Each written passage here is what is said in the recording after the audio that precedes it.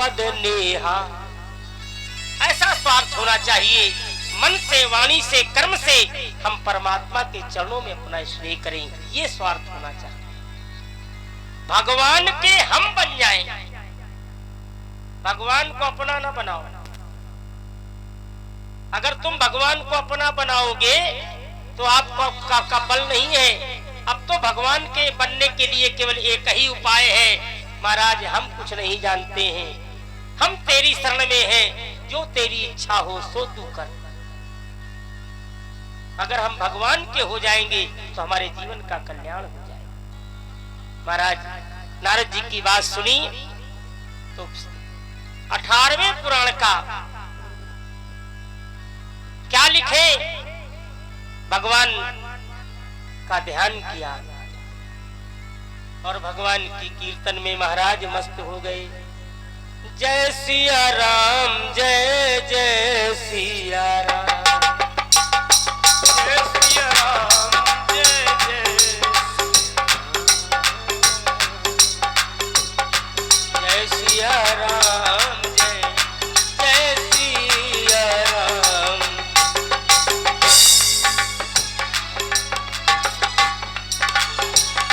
जय सिया राम, जय जय, जय सिया राम, जय जय सिया राम, जय सिया राम, जय जय सिया राम, जय सिया राम, जय जय सिया राम, जय सिया राम, जय जय सिया राम,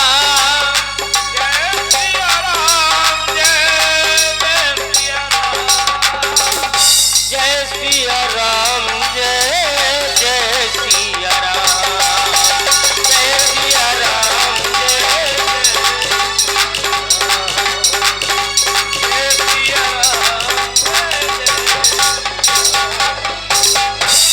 जय सिया राम, जय सिया राम। भगवान से अपनी लगन लगा दी। रमन्ते योगुनो अस्मिन् इति राम। महाराज राम राम का उच्चारण किया। नारद जी ने कहा मैंने जीवन भर हरि भजन किया है, मेरी बीणा हरि भजन का द्योतक है, इस बीणा के तार से केवल परमात्मा के नाम का ही उच्चारण होता है। ऐसा अनुकरण करके वेद व्यास जी ने भी राम नाम का उच्चारण किया। 18,000 श्लोकों का प्राकट्य हो गया। महाराज सभी श्लोकों को देख करके वेद व्यास जी ने वो श्लोक अपने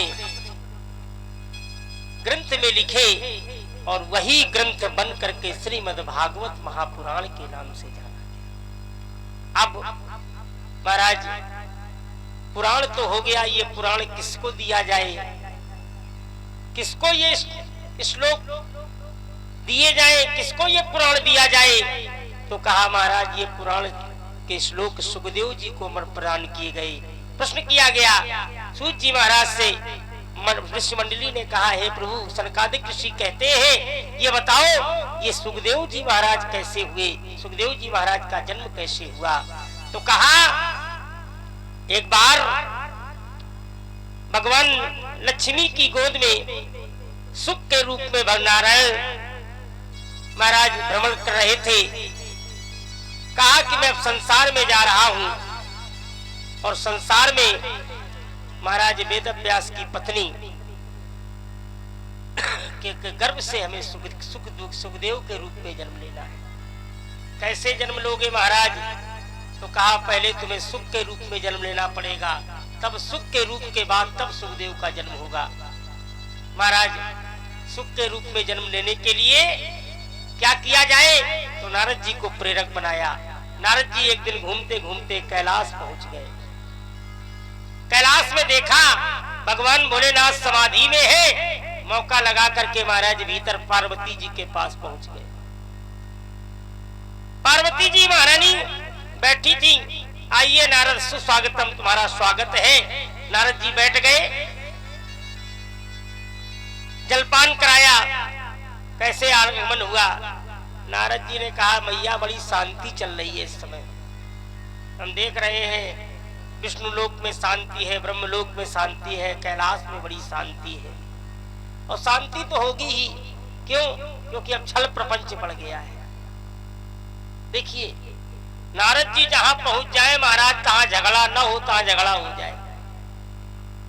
अच्छा, स्त्रियों में ये बड़ी अच्छी बात होती है कि अगर घर में तुम आओ और पति देव की कोई चर्चा करने लगो तो सब काम छोड़ के पास में बैठ जाएंगे। हाँ फिर बताओ, फिर क्या हुआ जी? हाँ फिर उनने का कही, उन काहे को ठाले थे, उनसे का बातें कर रहे थे, का कारण तो तुरंत। और संसार की बातें सुने चाहे न सुने, जैसे ही नारद जी ने कहा अब तो बड़ा छल प्रपंच होने लगा है, पत्नी को पति अपने मन की बात कहाँ बताता है। नहीं नहीं नारद जी, पार्वती जी ने सब काम छोड़ दिया। हमारे पति ऐसे हैं कि वो सब मन की बात बताते हैं। यहां तक राम नाम शिव सुमरन लागे, तो जाना सती जगत पति जागे। बोले वो राम नाम का सुमरन करते हैं तो वो भी मैं जान जाती हूँ, उनसे कोई बात छिपी ही नहीं। नारद जी बोले बिल्कुल सही, गलत।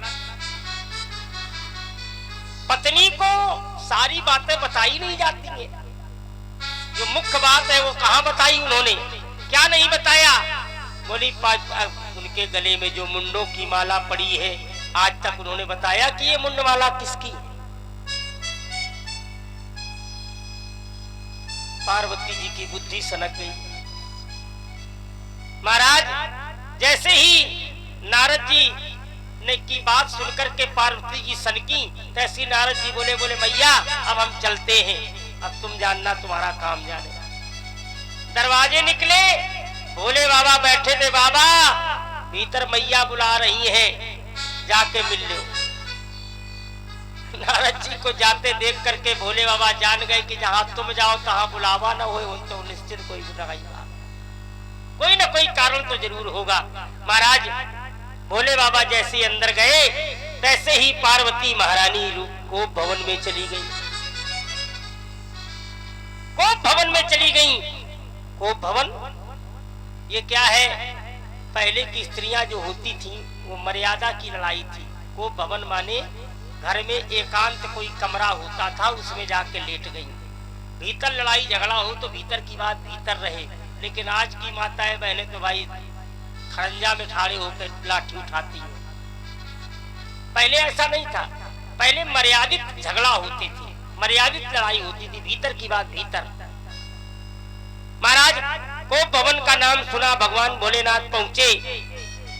पार्वती जी कहती हैं नहीं बोलू पिया, नहीं बोलू पिया, नहीं बोलू पिया, नहीं बोलू पिया, चलो जाओ हटो नहीं बोलू पिया, चलो जाओ हटो नहीं।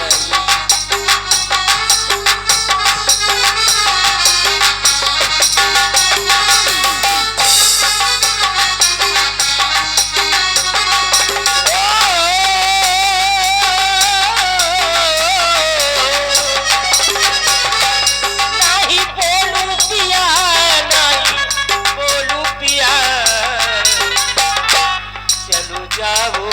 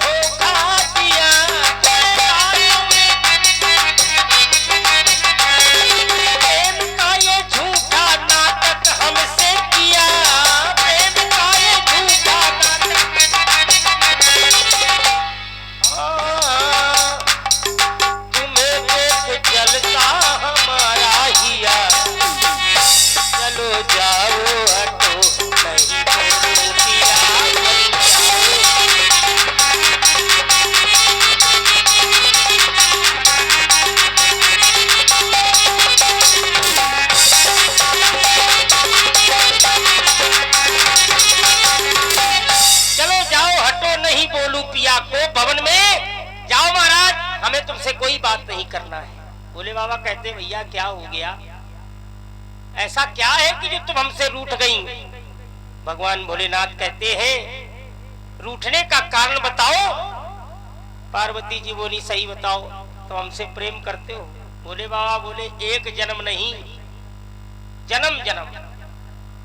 जैसे तुम्हारी स्थिति है कोटि जन्म तक रगड़ हमारी, और बरों समुन्नत रहो तुम्हारी। ये तुम्हारी है तो मेरे भी इच्छा यही है कि जन्म जन्म तक शैल प्रति प्रेम हमार कमान, मैं तुम्हारे ही प्रेम के प्रति अपने जन्म जन्म में मैं सदैव आपके प्रेम में के पीछे भी दौड़ता हूँ, मुझे दूसरे की कोई आवश्यकता नहीं, मैं तुमसे ही प्रेम करता हूँ। पार्वती जी कहते हमसे प्रेम करते हो? सही बताओ। बोले हाँ। ये बताओ तो तुम ये गले में जो माला डाले हो तुमने ये हमें क्यों नहीं बताई, किसकी है माला? पार्वती जी से भगवान भोलेनाथ ने कहा ये तुम्हारी माला है, तुमने जितनी बार जन्म लिया है मैं हर बार तुम्हारी मुंड काट करके अपने गले में डाल लेता हूँ। पार्वती जी बोली हम इतनी बार मर चुके और तुम अभी तक एको बार नहीं मरे, तुमने ऐसी कौन सी अमरौती खा ली? हम इतनी बार मर गए लेकिन तुम एको बार नहीं मरे महाराज, ऐसी कौन सी अमरौती खाई? भगवान भोलेनाथ ने कहा मैंने अमर कथा सुनी, अमर कथा। अब पार्वती जी महाराज पांव पकड़ गई, महाराज वो अमर कथा हमें भी सुनाओ। तुमने अकेले अकेले सुन ली, हमें नहीं सुनाई, इसी का कारण यह है कि हम बार बार मरते हैं, बार बार जन्म लेना, बार बार मरना, बार बार जन्म लेना, बार बार मरना। अरे आवागमन से मुक्ति हो जाए वो अमर कथा हमें भी सुना दो। संसार में 3 हटें सबसे बड़ी होती हैं, बाल हट, राज हट और त्रिया हट।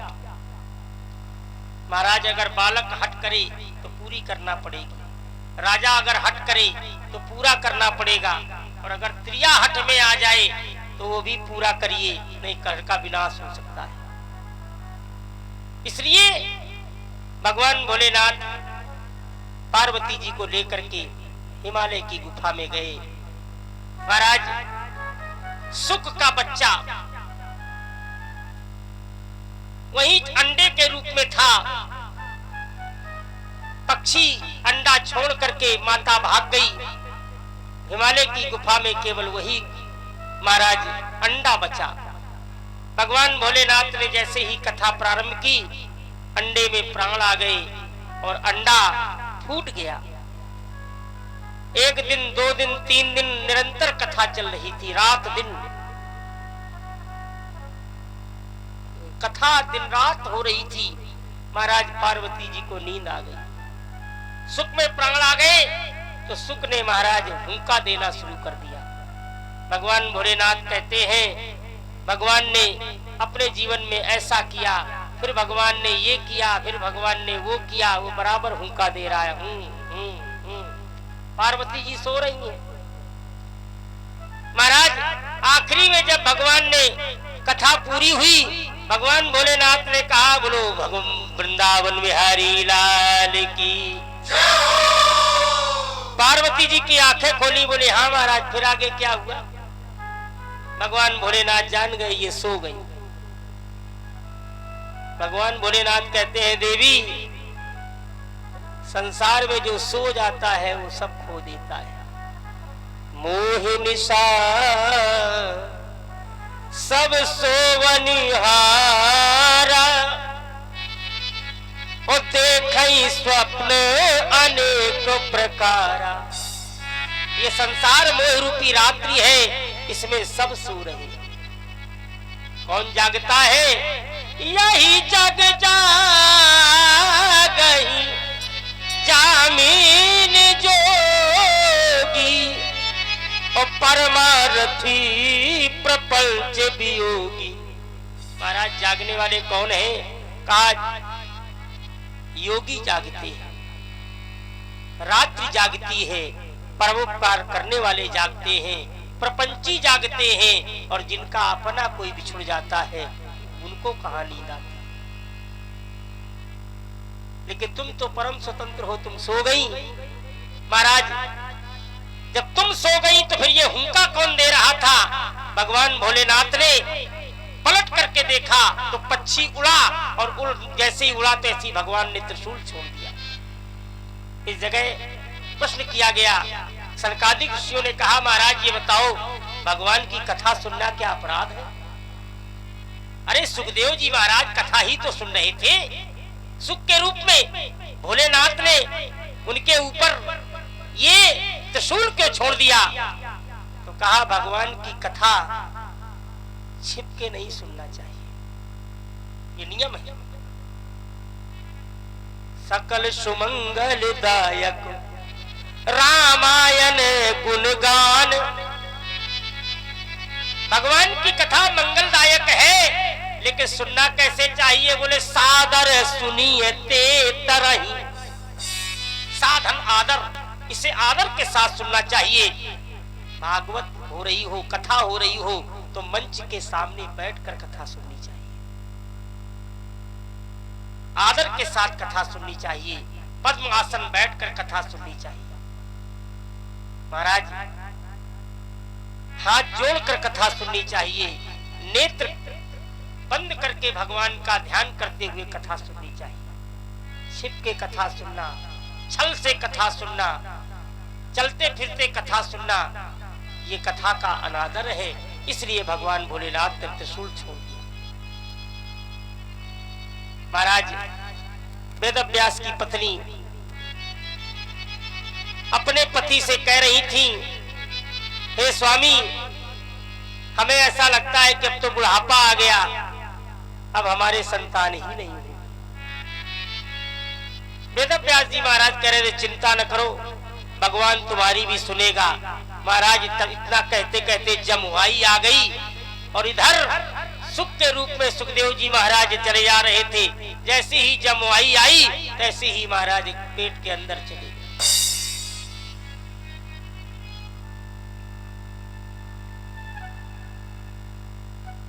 त्रिशूल ने जैसे ही देखा कि ये तो माता के पेट में चले गए, महाराज त्रिशूल वहीं से वापस हो आया। कुछ नहीं, भगवान सुखदेव जी माता के गर्भ में, संसार के लोग 9 महीने रहते हैं, परमात्मा हिरण्यगर्भा, परमात्मा के गर्भ में सारा संसार रहता है। लेकिन जब परमात्मा आता है तो महाराज आने का केवल नाटक करता है। जा दिन ते हरि गर्भई आए, वो केवल उसके आने का, महाराज उसके गर्भ में सारा संसार है, लेकिन वो जब संसार में आता है तो केवल ये संसार के लोगों को दिखाता है कि मैं भी संसार की तरह हूं। माता के गर्भ में 16 वर्ष तक पैदा ही नहीं हुए। अब लोगों ने सोचा कि महाराज ये कैसी स्थिति है, तब प्रार्थना की। जब प्रार्थना की तो सुखदेव जी महाराज ने कहा भैया लोग कहते हैं कि गर्भ में नरक होता है, लेकिन हमें तो यहाँ परमात्मा का साक्षात दर्शन हो रहा है, इसलिए हम संसार में नहीं आना चाहते हैं। संसार में आएंगे तो ये माया पकड़ लेगी। भूम गिरत भाटा बर पानी,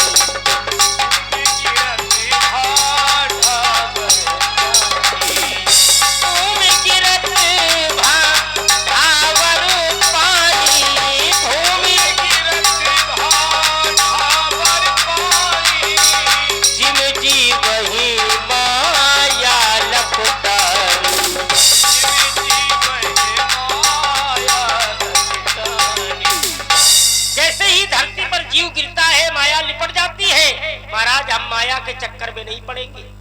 मैं और मोर तोर तय माया, जही बस कीन्हे जीव निकाया, गो गोचर जहां लग मन जाई, सो सब माया जानो भाई। महाराज संसार की माया बड़ी प्रबल है, ये माया तो सबको नचाती है। ये माया कैसी है? तो कहा महाराज ये माया तो बंधे कीट मरकट की नाई।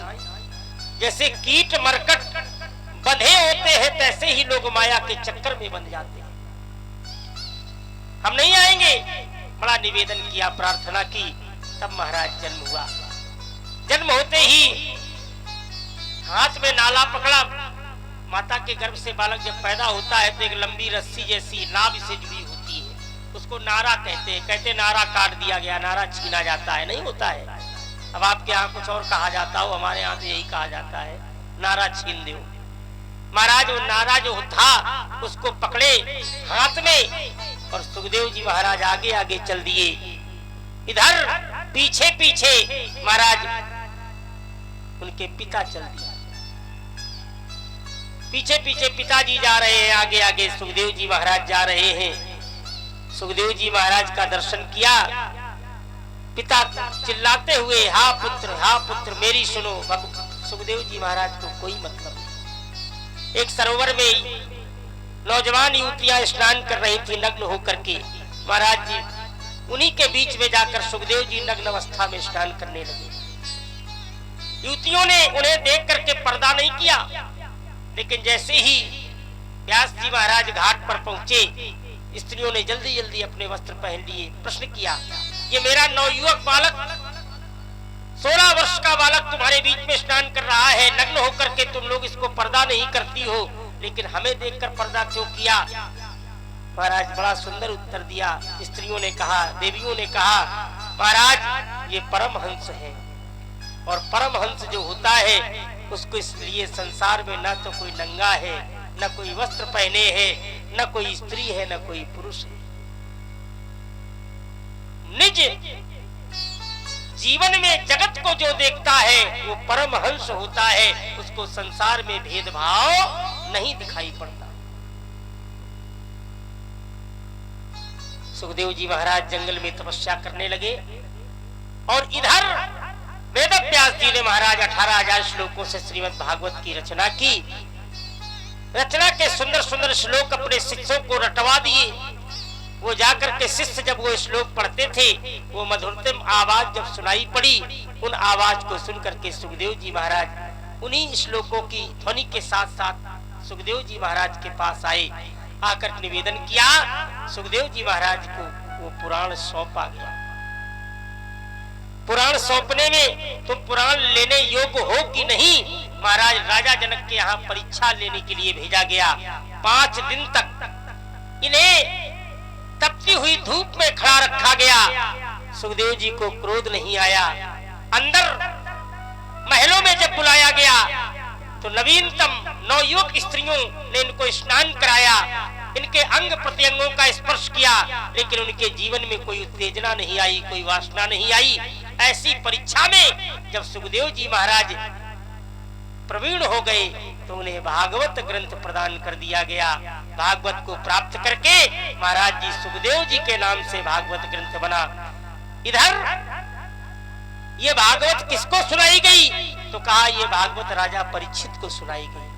महाराज परीक्षित कौन था? तो कहा इसके लिए महाभारत जो 17 पुराण, 4 वेद बने, 18 पुराण बने, लेकिन जब पंचम वेद माना गया तो महाभारत माना गया।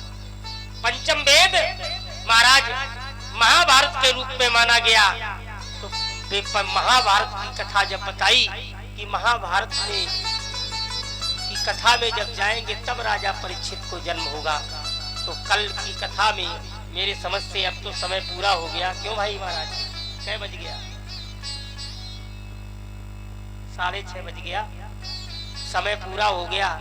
इसलिए राजा परीक्षित की कथा, महाराज ध्रुव की कथा, प्रहलाद की कथा, ये जो मुख्य कथाएं हैं सब कल आपको अच्छे सुनने को लेगी। और मैं बताऊं, कथा तो अनंत है, 7 दिन क्या 7 वर्ष में भी पूरी नहीं हो सकती हैं, और समय उतना ही है। तो हम अपनी माताओं बहनों से, भाई बंधुओं से अनुरोध करेंगे कि आप लोग जरा समय का ध्यान रखें। 2 बजे का समय दिया गया है, अरे 3 बजे तक आ जाओ।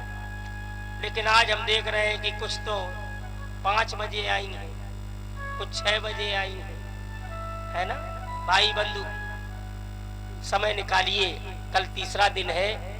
बड़ी ही अनन्य कथा है। 2 बार भगवान के नाम का उच्चारण करें, उसके बाद आरती और प्रसाद लेकर के ही आप लोग अपने घर को जाएं।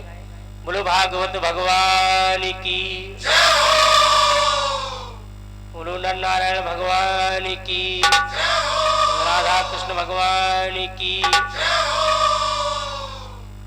श्री कृष्ण गोविंद हरे मुरारे, हे नाथ नारायण वासुदेवा।